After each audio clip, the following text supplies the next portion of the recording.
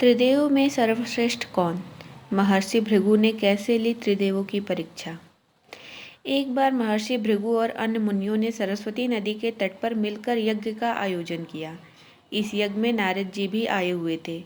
नारद जी ने सभी ऋषियों से पूछा कि आप लोग इस यज्ञ का फल किस देव को देना चाहते हैं। तब इस पर ऋषियों का जवाब था, वह इस यज्ञ का फल तीनों देव में सबसे श्रेष्ठ देव को ही देंगे। लेकिन एक बहुत बड़ी समस्या यह थी कि ब्रह्मा, विष्णु और महेश में सबसे श्रेष्ठ कौन है, इसका निर्धारण कैसे किया जाए। इसका कोई निष्कर्ष न निकलता देख ऋषि मुनियों ने त्रिदेवों की परीक्षा लेने का निश्चय किया और ब्रह्मा जी के मानस पुत्र महर्षि भृगु को इस कार्य के लिए नियुक्त किया। सर्वश्रेष्ठ देव की पहचान करने के लिए महर्षि भृगु सर्वप्रथम ब्रह्मा जी के पास गए।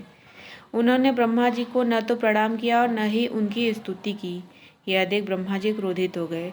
क्रोध की अधिकता से उनका मुख लाल हो गया, आंखों में अंगारे दहकने लगे। लेकिन फिर यह सोचकर कि ये उनके पुत्र हैं, उन्होंने हृदय में उठे क्रोध के आवेग को विवेक बुद्धि से शांत कर लिया।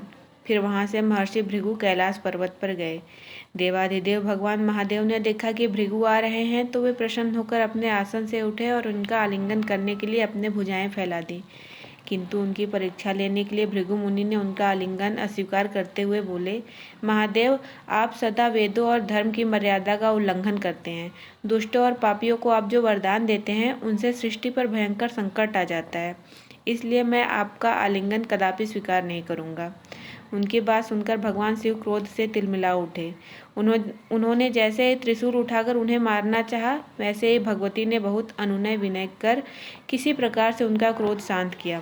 फिर इसके बाद भृगु मुनि विष्णु के लोक बैकुंठ लोक गए। उस समय भगवान श्रीहरि देवी लक्ष्मी के साथ क्षीर सागर में विश्राम कर रहे थे। भृगु ने जाते ही भगवान विष्णु के छाती पर लात मारी।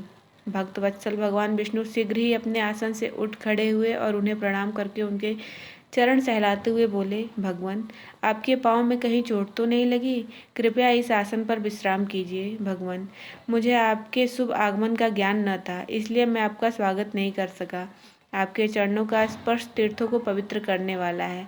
आपके चरण के स्पर्श से आज मैं धन्य हो गया। भगवान विष्णु का यह प्रेम व्यवहार देखकर महर्षि भृगु की आंखों से अश्रु बहने लगे। उसके बाद वे ऋषि मुनियों के पास लौट आए और ब्रह्मा जी, शिव जी और श्रीहरि के यहाँ सभी अनुभव विस्तार से कह बताए। उनके अनुभव सुनकर सभी ऋषि मुनि बड़े हैरान हुए और उनके सभी संदेह दूर हो गए। तभी से वे भगवान विष्णु को सर्वश्रेष्ठ मानकर उनकी पूजा अर्चना करने लगे।